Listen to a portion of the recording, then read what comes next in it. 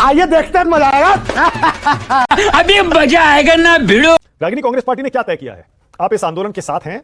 और सबसे पहली बात तो मैं आपके शो पर कहना चाहती हूँ कि तानाशाह डरा हुआ है। 3 काले कानून आते हैं, किसान आंदोलन करते हैं, उनको खालिस्तानी कहा जाता है, लाठियां भांजी जाती है, पहलवान बेटियों पर पुलिस कैसे लात घूंसे बरसाती है वो भी सभी ने देखा। इस देश में 2014 से 2024 के बीच में 152 परीक्षा रद्द हुई। सार्वजनिक रूप से क्यों नहीं बताया जाता कि धर्मेंद्र प्रधान का इस्तीफा कब होगा? पर इतना जुल्म मत कीजिए मोदी जी, नाक तक पानी आ गया है। मोदी सरकार कायर और डरपोक है। जिस तरह की कायरना हरकत आज मोदी सरकार ने करी है, मैं कह रहा हूं ये देश उसको याद रखेगा। A few moments later. मालिक वो देखो। सबसे पहले रागिनी नायक आपके पास आ रहा हूं। रागिनी, कांग्रेस पार्टी ने क्या तय किया है? आप इस आंदोलन के साथ हैं या फिर अभी भी आप इसको आम आदमी पार्टी का आंदोलन मानते हैं? रागिनी मानक, जटिल विषय का सरलीकरण नहीं करना चाहिए। और सबसे पहली बात तो मैं आपके शो पर कहना चाहती हूँ कि तानाशाह डरा हुआ है। गजब बेइज्जती है।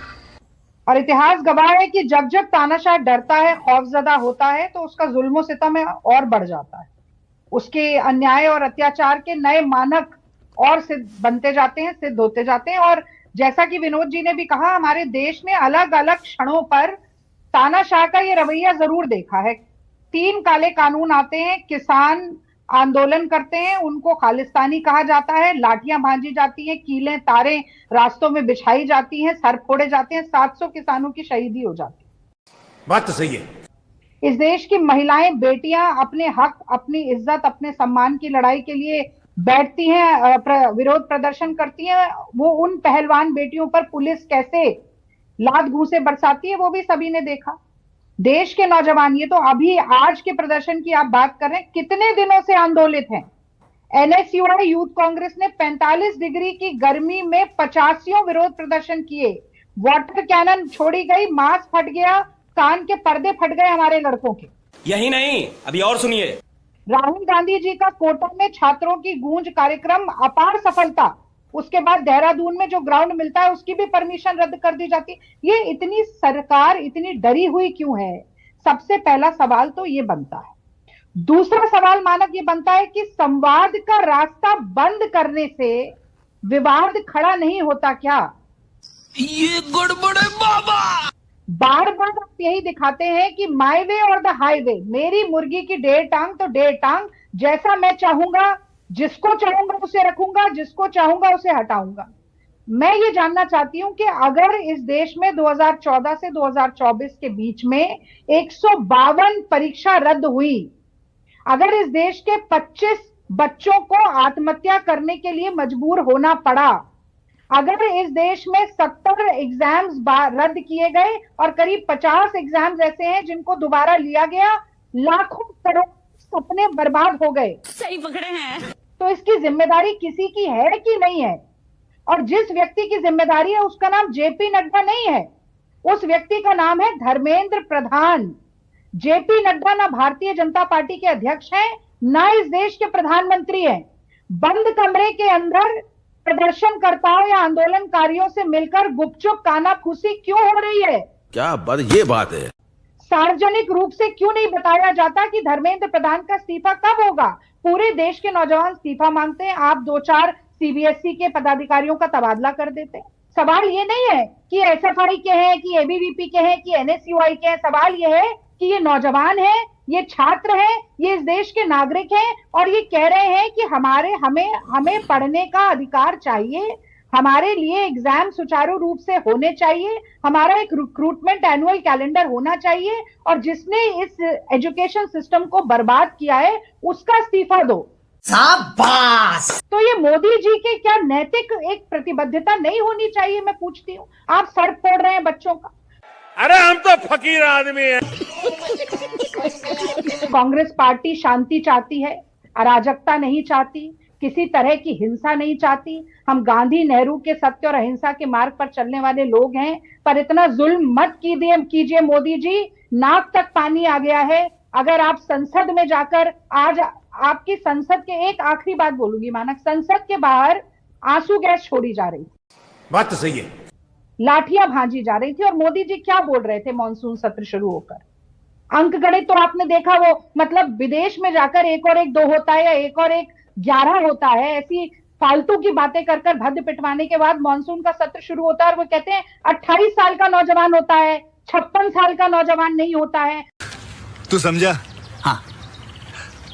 नहीं, तू समझा नहीं। अरे 56 इंच का तो आपका सीना था। अब अपने देश के नौजवानों, छात्रों, ओके, बच्चों के शर्मा, को 56 इंच का सीना 56 सेंटीमीटर का हो के गया शर्मा। और गाड़ी के काफिले में दुबक कर आप भाग निकले। आप जाकर बात नहीं कर सकते थे बच्चों से। कमाल की बात है। ये ओके, दुनिया का के शर्मा। सबसे बड़ा लोकतंत्र है। मोदी जी पर शर्म आती है। मानक जी, अब के शर्मा आपकी बार ये बोलिए। के शर्मा शुरू यहीं से करिएगा। के शर्मा, ये हालात बेकाबू क्यों हुए? पुलिस ने लाठी क्यों चलाई? आंसू गैस क्यों छोड़े छात्रों पर? जनता को आप मूर्ख समझना बंद कर दीजिए। बिल्कुल, मैं उस प्रश्न पे आऊंगा। पहले मैं आपको तानाशाह बता दूं कि तानाशाह इतना डरा हुआ क्यों।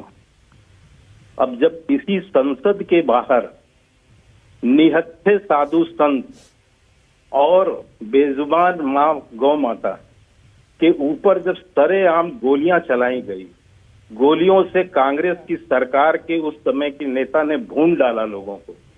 ये क्या बात करते हैं यार? तब तानाशाह क्या था?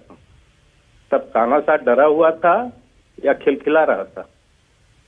आपको वो दिन भी याद होंगे मानवीय, आपको वो भी दिन याद होंगे कि इसी संसद के बाहर इनके ही समय पर किस ढंग से सारे प्रदर्शनों पर किस तरह लाठियां चलती थी। हमारे तो पीठ सूजे हुए हैं। हमने तो 60 साल तक लाठियां खाई हैं इन कांग्रेसियों की। लाठियां खाई हैं, गैस के ये गोले दागे हैं, वो भी हमने सहा है। ये सबने देखा है इस देश के। बार बार झूठ बोलो। तो आज ये जो है मियां मिट्टू बनने की कोशिश है, तो मुझे यही इनके संदर्भ में कहना है कि सूप तो सूप, छलनी भी भूल गए। तो ये अपने कुकर्म इनको याद नहीं है। अभी बता है भाई, अभी बता है। मानक, सबसे पहले तो ये कह दूं मैं भारतीय जनता पार्टी के प्रवक्ता को कि अगर आंदोलन के ऊपर मुखौटा चढ़ाकर किसी ने देश की जनता को भटकाने का काम किया था तो वो आरएसएस थी। अन्ना आंदोलन में हलवा पूड़ी खिलाने वाले, लोगों को पैसे से फाइनेंस करने वाले और लोगों को पहुंचाने वाली आरएसएस थी। कैसी लगी? आगे स्वाद। कांग्रेस पार्टी की मांग स्पष्ट और साफ है। जो छात्रों की गूंज, 100 से ज्यादा कार्यक्रम हो चुके हैं। 22 तारीख को, आने वाली 22 तारीख को मानक, देश के 100 और शहरों में छात्रों की गूंज करके मैं खुद पटना जा रही हूँ। वहां के रानी घाट हॉस्टल में हम लोग बातचीत करेंगे और इन तमाम मुद्दों पर हम अपने देश के नौजवानों तक पहुंचना चाहते हैं। एक लाइन और बोल दूं। पहली मांग कांग्रेस पार्टी की है कि धर्मेंद्र प्रधान का इस्तीफा हो। यही नहीं, अभी और सुनिए। दूसरी मांग है एनटीए साथ में उसके बैन किया जाए। तीसरी मांग है कि रिक्रूटमेंट का एक एनुअल कैलेंडर बने। इनसे कोई कॉम्प्रोमाइज नहीं होगा। सरकारी पद जो हैं उनको, उन पर नियुक्तियां त्वरित हो। प्रधानमंत्री मोदी जी संसद में इस पर चर्चा करें। ओके, फराज किदवई बोलिए, आज आप कहां खड़े हैं? अभी शाम के 5:31 पे। मानक जी, हम आज शाम के 5:31 पर और 1947 से भी पहले 5:31 पर छात्रों और नौजवानों के साथ खड़े थे। शाबाश। और आगे भी 5:31 पर छात्रों और नौजवानों के साथ खड़े रहेंगे। मानक जी, यहां पर एक बड़ी गंभीर बात हुई। गंभीर बात यह हुई कि यह कहा गया कि यह आंदोलन आम आदमी पार्टी का आंदोलन, और आज मैं बहुत गंभीरता से आपके यहां अपनी बात रखूंगा। मानक जी, भारतीय जनता पार्टी की यह प्रवृत्ति रही है कि कोई भी आंदोलन हो उसको ये लोग बदनाम करने की कोशिश करते हैं। अगर किसान 13 महीने तक आंदोलन करेगा तो वो खालिस्तानी होगा, ये गड़बड़ है बाबा। वो उग्रवादी होगा, वो आतंकवादी होगा, वहां पर महिलाओं के साथ बलात्कार हो रहे होंगे। और जैसा विनोद जी ने बिल्कुल ठीक कहा मानक जी, कि किसी भी आंदोलन में क्या संविधान के हिसाब से क्या कोई पॉलिटिकल पार्टी भाग नहीं ले सकती। नवनिर्माण आंदोलन क्या था? हॉस्टल की फीस बढ़ाने के खिलाफ छात्रों का आंदोलन था। सही पकड़े हैं। कुलदीप भाई बताइए, आंदोलन खत्म आम आदमी पार्टी का? नहीं मानक भाई, पहली बात तो आंदोलन आम आदमी पार्टी का नहीं है, और भारतीय जनता पार्टी से आंदोलन से आंख बंद करना चाहे तो ये उसकी मर्जी है। गजब बेइज्जती है। पहले तो एक गलती अमित शाह जी कर चुके हैं, चाणक्य नीति फेल हो गई उनकी, उनको लगा वो सोनमांशु जी को वहां से उठा लेंगे और उसके बाद आंदोलन को कुचल देंगे, लेकिन आंदोलन और ज्यादा संख्या में बढ़ गया लोगों का और वहां लोग और बड़ी संख्या में आने लगे। लेकिन मैं एक बात कहूंगा अमानक भाई, मोदी सरकार कायर और डरपोक है। जिस तरह की कायरना हरकत आज मोदी सरकार ने करी है, मैं कह रहा हूं ये देश उसको याद रखेगा। यही नहीं, अभी और सुनिए। इतने बड़े युवाओं के ऊपर जो लाठियां भाजी गई हैं, युवाओं के ऊपर जो आंसू गैस के गोले भाजे गए हैं, वो युवा याद रखेंगे। वो आपके हमारे घरों से आए हुए बेटे बेटियां थे, किसी पॉलिटिकल पार्टी के लोग नहीं थे वो। तू समझा? हाँ। नहीं, तू समझा नहीं।